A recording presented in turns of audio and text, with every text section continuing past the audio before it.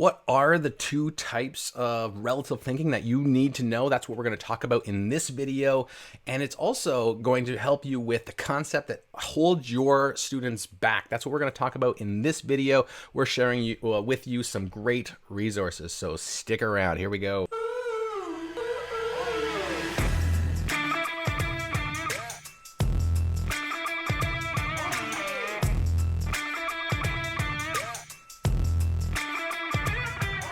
Hey there, Math Moment Makers. John here from Make Math Moments. And you have not yet subscribed to us here on this platform, do that so you can get notifications of when we have new videos. In this video here, though, and specifically, we are going to talk about the two types of relative thinking you need to know and how that helps in your classroom structure, in your classroom lessons. There's a concept that holds your kids back on a regular basis, and that concept is proportional reasoning. And in this video, we're going to pull from our full course, our 12-week program on proportional reasoning. Which is actually, if you're watching this live with us right now, we're having our cohort sign up for that, and so we're going to pull a lesson from there. So about, I think from module 6, we're pulling a lesson from there so that you can preview it, you can check it out, and then also you can learn alongside the people that are going to join us in that 12-week flagship program. That course is aimed at from anywhere from grades 3 through 10, because proportional reasoning is this great map, like, you know, this progression of ideas. And if we are teaching grade 10, I need to know the progression of ideas from before. And if I'm teaching grade 5, I need to know the progression of ideas going forward. And that's why we say it's a grade 3 through 10 course, is because you need to know all of those things. So in this video, we're going to talk about ratios and how they involve comparisons and relative thinking there, but also how we can just sort those ratios into two distinct groups or categories. So stick with us. Here we go. Let's get going. All right, let's dive right back into the course, the concept holding your students back, unlocking key understandings in proportional relationships to reach each and every student in our classroom.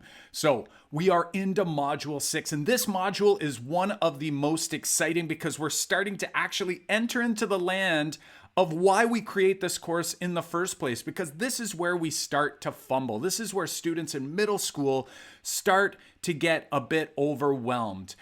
We're going to start talking about ratios, and in particular, we're going to look at two types of relative thinking, which is going to help us define what a ratio is.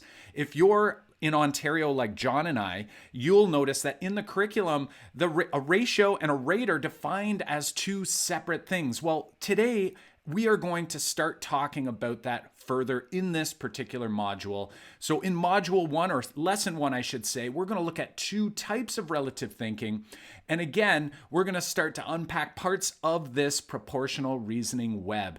In particular, again, narrowing our focus here into that relative thinking as well as multiplicative reasoning. So from our previous module, you saw our roadmap is continuing to grow. It's continuing to build along as we stepped into multiplicative thinking and we introduced this idea of relative terms, thinking in relative terms. We had some ideas and some comparisons here. If we look on the screen, you'll see that we compared the difference between additive and multiplicative, or absolute terms and relative terms, as this idea of additive being how much longer or how much shorter one quantity is than another. So if I look at the example with the wands, the magic wands we had, we knew wand A was 4 squares longer than wand B. It's actually a comparison, a subtraction comparison problem that students are doing in their mind. You're 10 inches taller than I am, or this hockey stick is 3 inches shorter, or the area of this desk is 50 inches squared smaller than that desk over there. That is all absolute and additive thinking. When we talk about multiplicative thinking, we're actually relating the two quantities to one another instead of just talking about the absolute difference. We're actually looking at how many times longer, or what fraction of the whole is this quantity than the other. So we're going to go in, we're going to dive into our relative examples that we have. If you remember from our sort, we had a bunch of problems and we sorted them out to absolute thinking as well as relative thinking. Well, in this particular lesson, we're going to get rid of all the absolute thinking right now. We're going to leave them where they are, and we're going to look at these scenarios which were all relative in nature.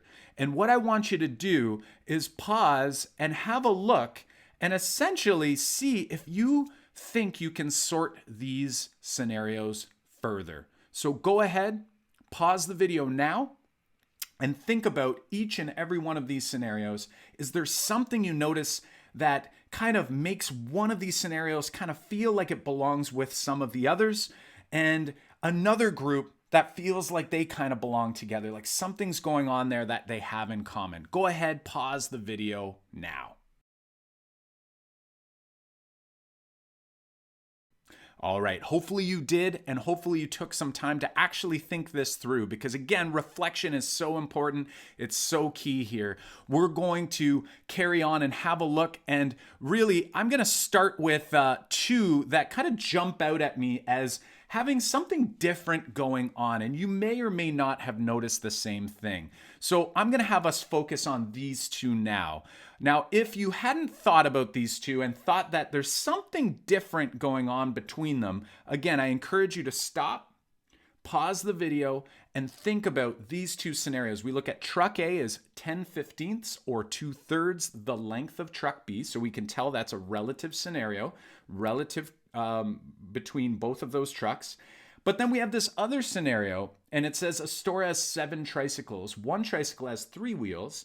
7 tricycles have 21 wheels. So that's a relative or a multiplicative thinking going on there as well, but something feels different. And if you agree with that, what other scenarios might have something different going on with them? So think that through, maybe even back it up and look at those scenarios to see which other ones sort of fit the truck scenario and which other ones fit the trike scenario. Think that through, pause the video, and then we'll come back and we'll start talking about some of the scenarios and start grouping them together. Which of these scenarios are going to match the truck scenario or kind of feel like they belong with the truck? And which scenarios feel like they belong with the tricycle scenario? Go ahead, pause the video, and have that reflection right now.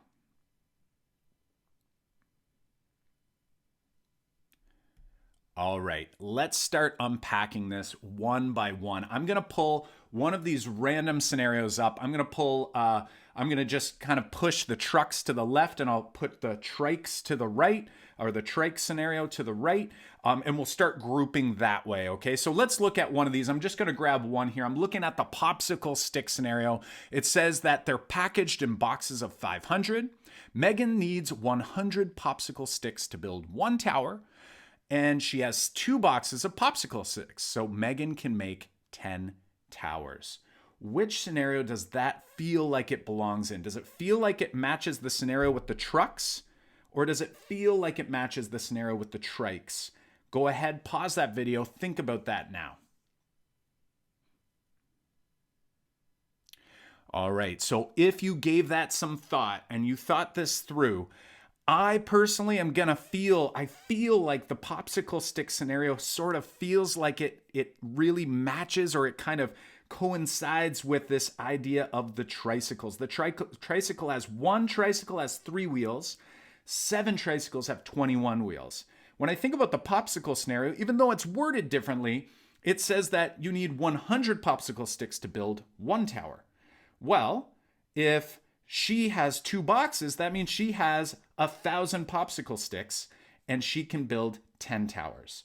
So much like the trikes, there's the 1 trike has 3 wheels, 7 trikes have 21 wheels. I'm going to say the popsicle stick sounds an awful lot like that. 1 tower is 100 popsicle sticks, and 1,000 popsicle sticks will build 10 towers. So there's something going on there. So have a look at those other scenarios if you haven't yet. Which other ones could you sort in to the popsicle stick and the trike scenario, and which ones could you sort in to the truck scenario? I'm going to try to find one that matches the truck scenario next. So I'm going to encourage you to do the same. Can you pick one of the remaining scenarios? Which one feels like it kind of belongs with the trucks over there to the far left? Go ahead, do that now. All right, you may not have grabbed this scenario, but this is the one I'm going to pull, and I'm going to say that this scenario feels like it belongs with the trucks scenario. The giraffe is 20 feet tall, the kangaroo is 5 feet tall, the giraffe is 4 times taller than the kangaroo. Interesting stuff. Something's going on there that feels like the truck scenario. Truck A is 10/15 the length of truck B. Here, the giraffe is 4 times taller than the kangaroo. I'm going to put that over there with the truck. Do you feel like you can better identify what's going on here? Go ahead, pick another one, see if you can match it up. For me, I'm going to pull, next I'm going to pull this recipe for making muffins, it looks like.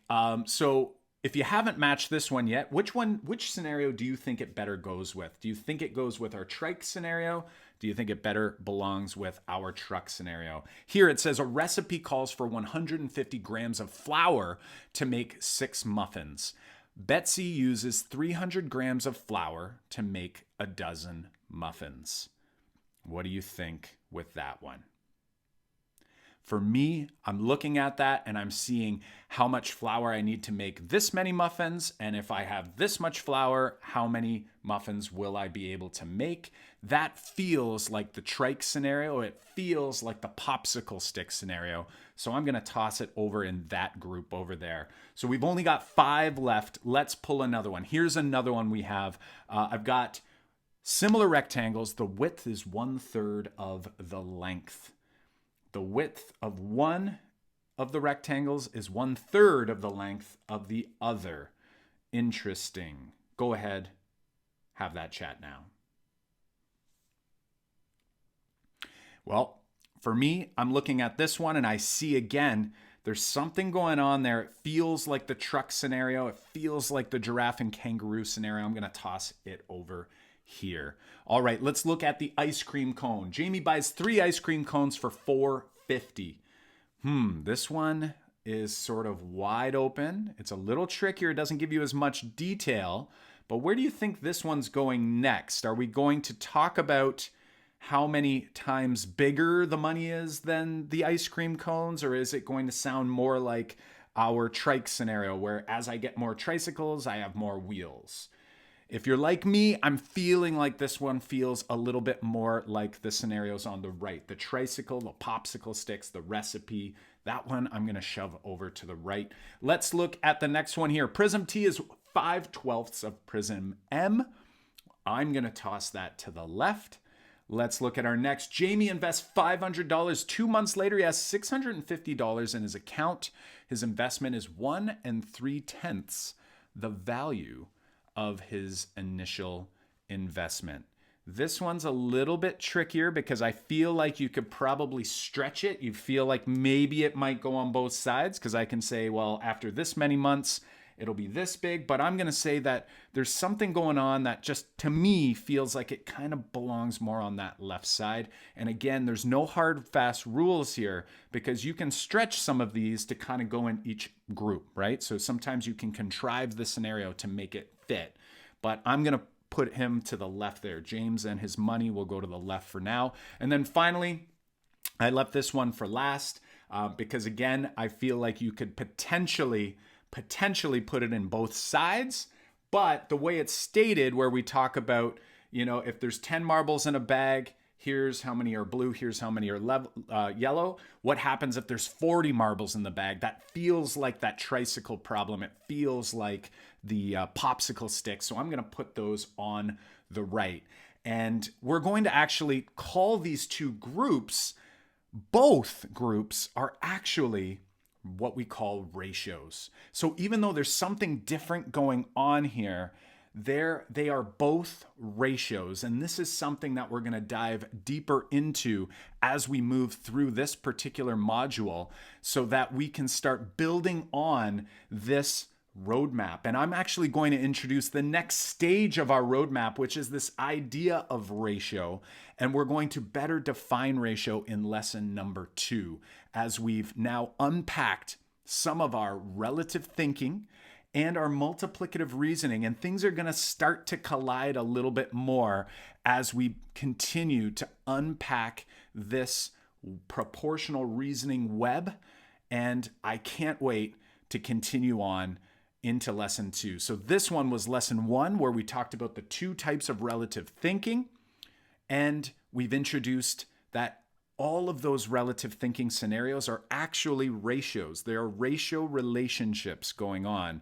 So stick around for lesson number 2, where we're going to dive even deeper into this concept. We're going to unpack a formal definition of ratio, as well as the different types of ratios as we work our way through module number 6. So let's keep on moving along, and we'll see you in the next video.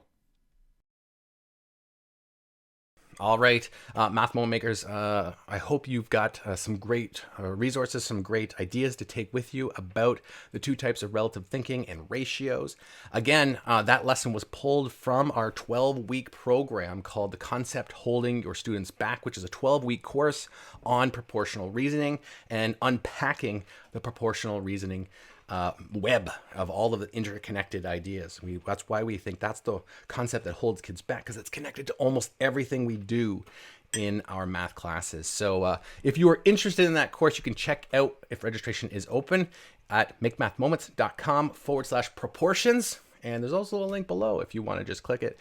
But hopefully you got some stuff this week, and I will see you next time.